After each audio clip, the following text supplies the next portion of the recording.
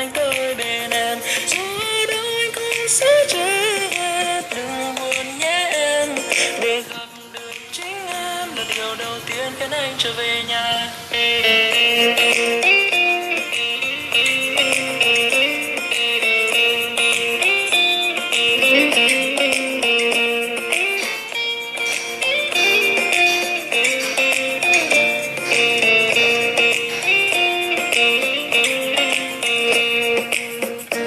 Anh đã cố gắng cất giấu yêu thương mà sao nước mắt không ngừng được. Em như cơn gió thấp thoáng đâu đây, nỗi nhớ mang em về bên cạnh. Quá khứ ấy rất khó để quên đi, còn nguyên vẹn như lúc trước. Giữa con đường tìm người mà anh yêu, ký ức quay về trong vô vọng. Tự dặn lòng mình là phải quên đi, để rồi càng muốn xóa đi càng yên hẳn.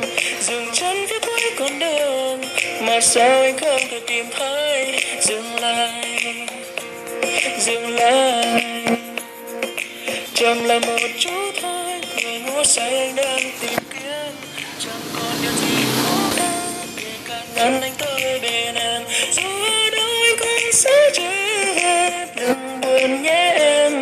Để gặp được chính em là điều đầu tiên khiến anh trở về nhà.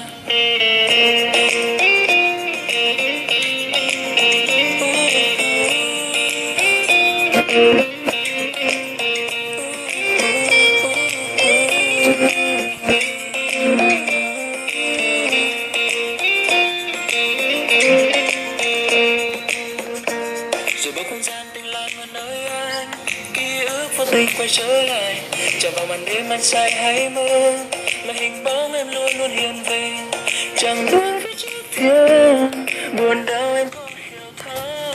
Đừng mà, đừng đi, dừng lại một chút thôi. Người ngủ say anh đang tìm kiếm, chẳng còn điều gì khó khăn để cản ngăn anh tới bên em. Dù ở đâu anh cũng sẽ chết, đừng buồn nhé em. Để gặp được chính em là điều đầu tiên khiến anh trở về nhà.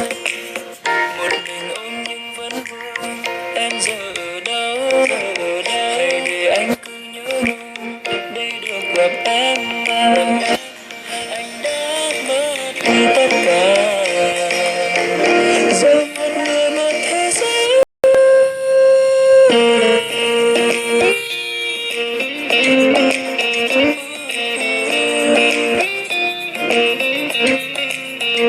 Khi anh sang đi khỏi nơi này, xin hãy ôm lấy anh.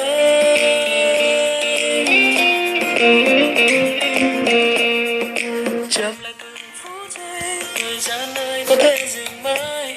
Để được nhìn thấy em, chẳng thể chia xa nhau được mà. Người anh yêu trên thế gian này, chỉ một mình em thôi. Hãy trở về với anh vẫn luôn ở đây đợi người.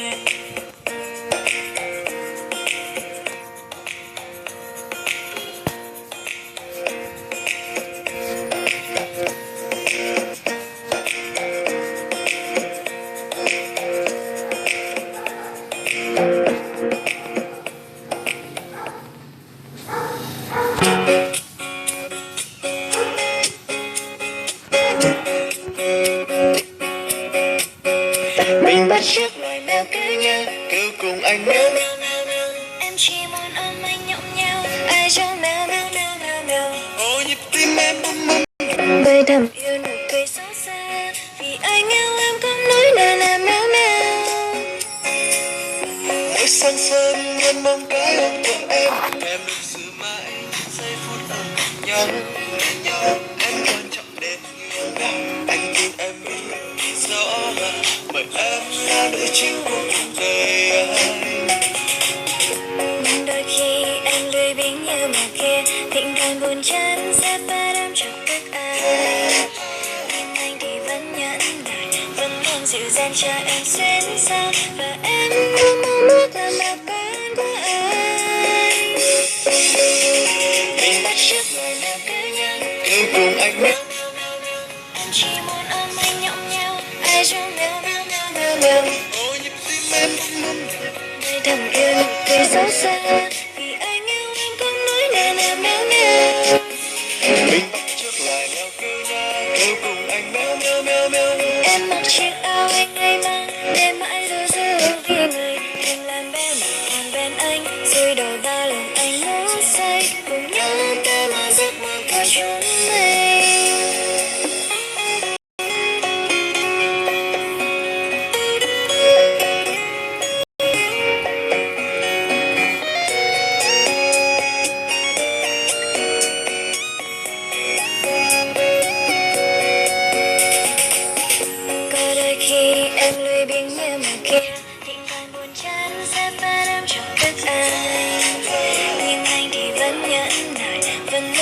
anh chờ em xuyên xa và em luôn mong ước làm đẹp quá của anh.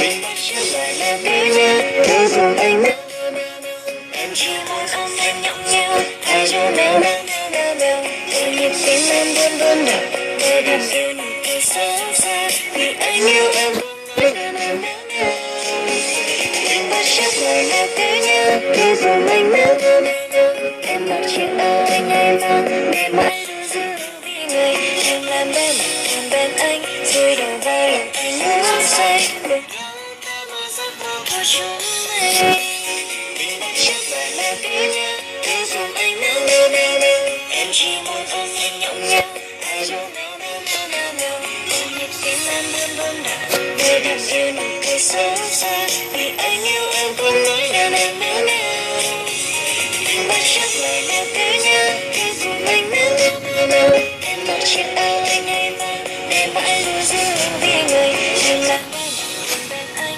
rồi đầu vai anh muốn say cùng nhau ta mơ giấc mơ của chúng mình.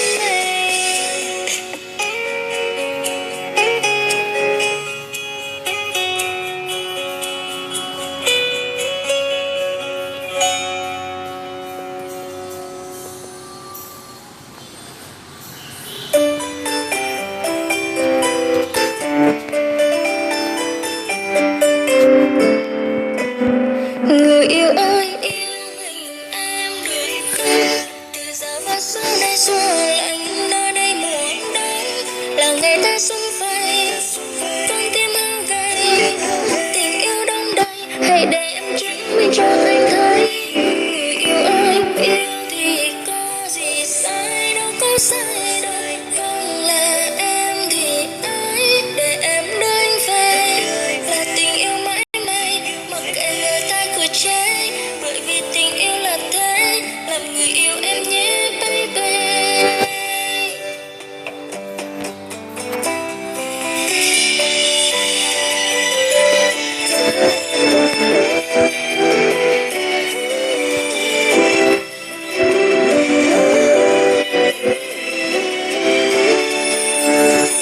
Anh lặng em còn em thì anh lặng em còn em thì ngồi ngẩn ngơ nhìn khung hình ngày ta đợi anh hững hờ quá nên em lo sợ bơ vơ đời chờ đợi mẫn ngoan anh ngại ngút ngỡ sang em thầm thở bờ phờ đôi mắt mờ em được cô đôi thấy đây mạnh mẽ hơn vì em sợ cô đơn lo yêu hoa hồng mắt cong bờ môi mỏng rất khó vì lo trong trái tim anh đã có những người yêu anh là sai thì em đây không còn đúng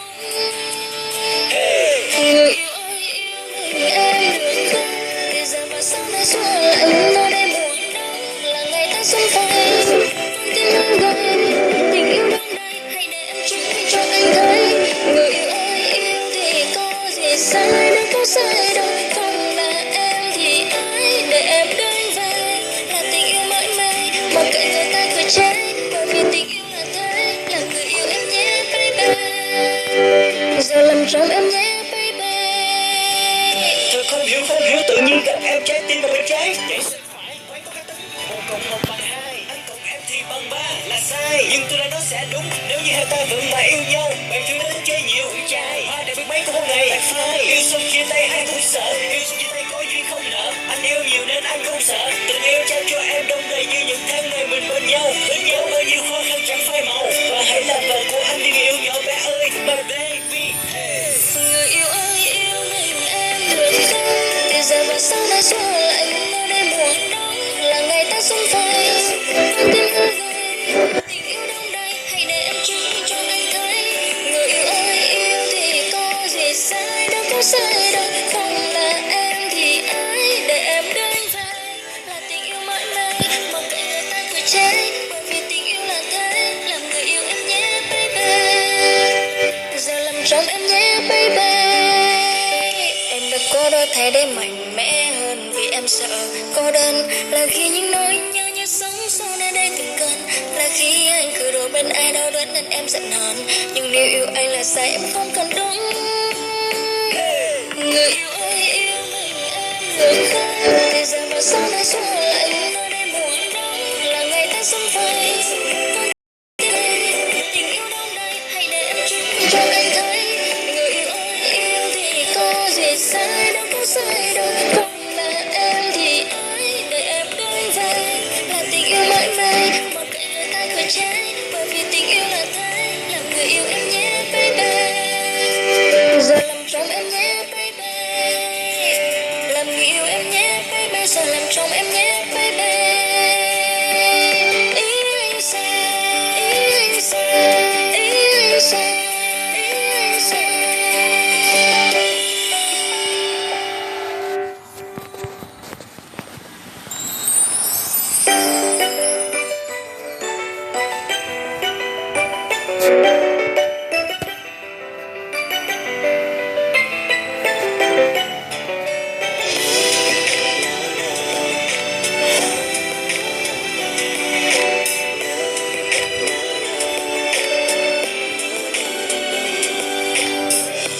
Từng ngày trôi qua mơ lòng em bỗng nhớ anh nhiều hơn, muốn nắm lấy đôi bàn tay của anh.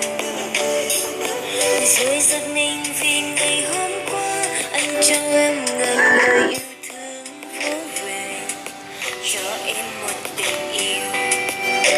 Có những khi em rất buồn vì chúng ta không hiểu nhau, nhưng nếu một ngày được nhìn thấy anh cười thì em sẽ thật vui. Biết tin em hay không, rồi anh hãy đến cho em niềm vui. Em khẽ cười rồi nói với anh một lời, mình đừng xa anh nhé. Chạm vào đôi tay rồi ôm lấy anh thật nhanh, mong rằng anh sẽ yêu em nhiều. Từng nhịp đập trong con tim em sẽ mãi yêu mình anh. Đặt nụ hôn nhẹ lên chiếc môi của anh, em mỉm cười cảm ơn cuộc đời. Rồi thời gian khẽ im lặng cho yêu anh, cứ để em nhé anh. Cứ để em làm một việc chỉ là chuyện nhỏ, thế giới của em giờ đã có anh bên cạnh. Em thích ôm anh thật chặt từ ở phía đằng sau, em thích nghe con nói vợ ơi mỗi khi em buồn rầu. Em thích hôn anh thật nhiều ở nơi gần má, em thích cắn anh từ từ đến ngày hôm bài xa ơi đừng mà. Em thích đi thật xa nhưng thật thân là hai ta được về trong một mái nhà. Từng ngày trôi qua mơ lòng em bỗng nhớ anh nhiều hơn, muốn nắm lấy đôi bàn tay của anh. Rồi giật mình vì ngày hôm qua anh cho em ngần lời yêu thương vỗ về, cho em một tình yêu. Có những khi em rất buồn vì chúng ta không hiểu nhau, nhưng nếu một ngày được nhìn thấy anh cười thì em sẽ thật vui. Biết tin em hay không, rồi anh hãy đến cho em niềm vui.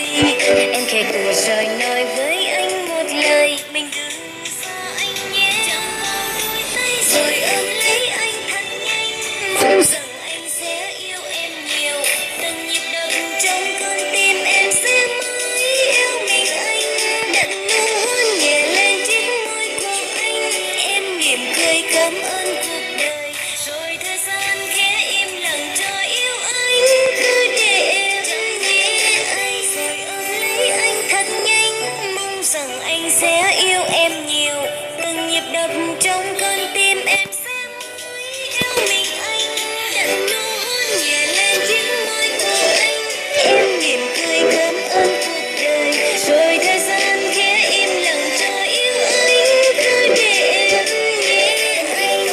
Mình thường hay cãi nhau, nhưng chỉ cần nghĩ về anh thì em sẽ không thể dừng lâu. Giận thì giận thiệt đó, nhưng mà lỡ thương anh mất rồi. Chỉ cần anh hứa sẽ bên em thôi yêu anh, cứ để em nhé anh.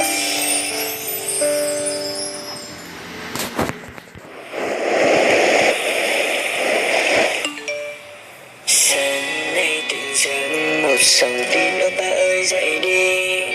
Ôi sao anh thấy anh hạnh phúc qua đi. Từ khi bên cạnh anh cảm thấy cuộc sống anh bình yên, chỉ thế thôi là đủ rồi em bé. Cầm chân tay anh sẽ đi vòng quanh cả thế giới tới những nơi ta chưa từng đi. Bằng cảm giác em ôm anh từ phía sau, rồi thì thầm tay anh nói rằng là như thế anh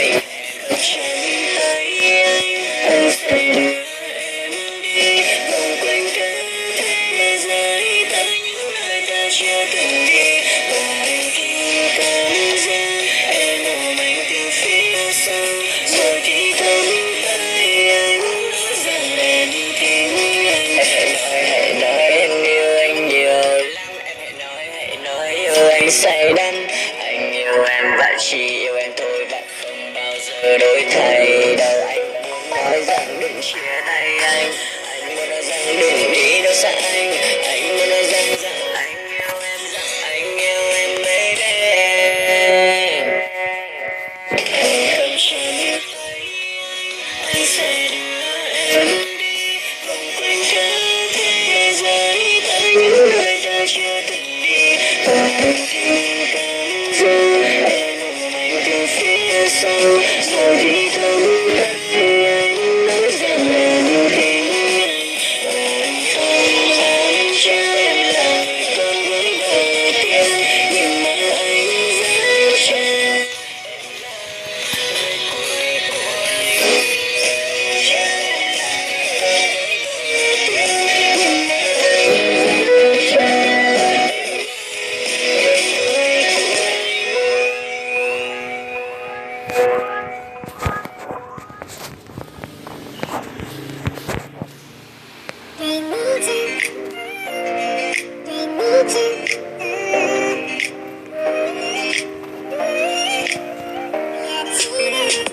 Một tình yêu nhỏ bé trao về anh, mãi yêu mình anh.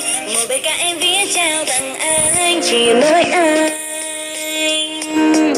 sẽ mãi luôn ở bên và luôn sát vai cùng anh. Lời ca đó sẽ trao đến cho riêng anh, dịu dàng luôn lắng nghe và luôn sẽ chia cùng anh. Dù ngày mai có mưa hay ngày mai nắng lên ngập tràn, một tình yêu nhỏ bé trao về anh, mãi yêu mình anh. Một tình yêu duy nhất trao về anh, người yêu hỡi. Dù giờ sao em sẽ luôn ở đây trong trái tim của em. Một bài ca em viết trao tặng anh, chỉ mỗi anh.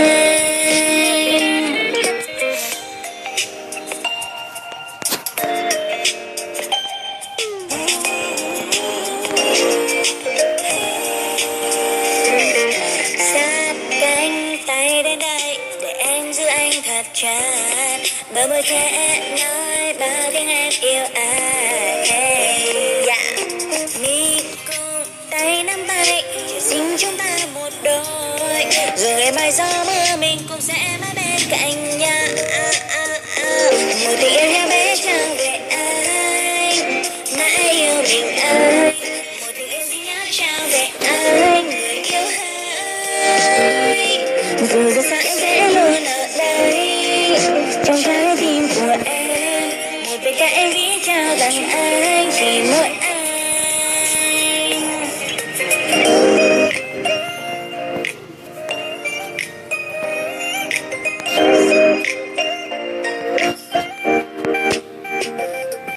Yêu vì em như là cơn gió mang theo yêu thương cho em đó. Yêu em nên không cần lo, em sẽ cho anh những gì mà em có. Bên em thôi xin anh đó, yêu em thôi xin anh đó. Em sẽ nắm chặt tay anh, không cho anh thoát khỏi vòng tay em đâu cưng à. I need you,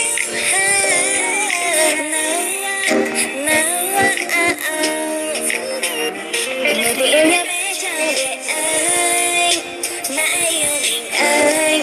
Một tình yêu duy nhất trao về anh, người yêu hỡi. Sao em sẽ luôn ở đây trong trái tim của em. Một bài ca em viết trao tặng anh, chỉ mỗi anh. Một tình yêu nhỏ bé trao về anh, mãi yêu mình anh. Một bài ca em viết trao tặng anh, chỉ mỗi anh. I need you, I need you,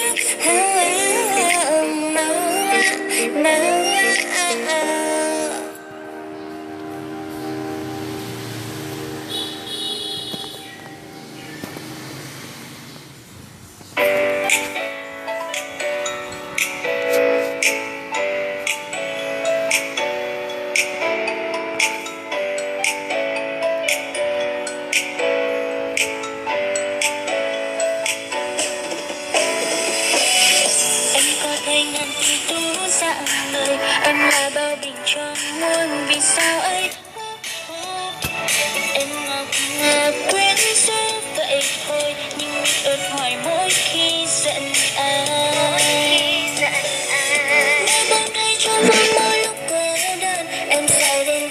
ôm đêm tựa vào vai nhé anh. Dòng người em mong manh thế thôi, nhưng là chỗ dựa bình yên anh ơi. Đừng rời xa em, cô gái riêng thơ ngây dấu thân mình.